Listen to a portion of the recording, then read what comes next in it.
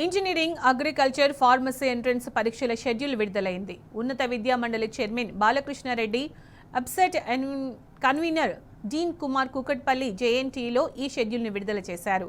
ఈ నెల 29 నుండి అబ్సెట్ పరీక్షలు ప్రారంభం కానున్నాయి. ఏప్రిల్ 29, 30 తేదీలో అగ్రికల్చర్, ఫార్మసీ పరీక్షలు నిర్వహించనున్నారు.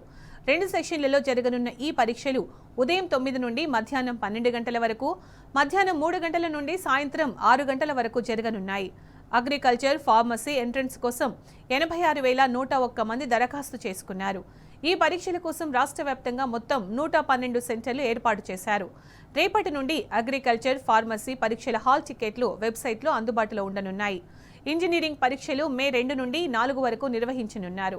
ఇంజనీరింగ్ పరీక్షలకు సంబంధించిన హాల్ టికెట్లు ఈ నెల 22 నుండి డౌన్లోడ్ చేసుకోవచ్చు. ఉదయం సెషన్లో 7 గంటల 30 నిమిషాల నుండి పరీక్ష కేంద్రంలోకి అనుమతిస్తారు. మధ్యాహ్నం సెషన్లో 1 గంట 30 నిమిషాల నుండి అనుమతిస్తారు.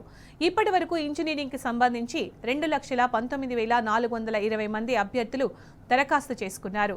అబ్సెట్ ఎంట్రన్స్లో 1 నిమిషం నిబంధన అమలు చేయనున్నారు. దాంతో 1 నిమిషం లేట్ అయినా పరీక్ష కేంద్రంలోకి అనుమతి ఉండదని అధికారులు స్పష్టం చేశారు.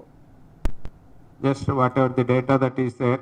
In addition to that, this time in the hall ticket that you have given a QR code where the students can scan to get the location of the test center for their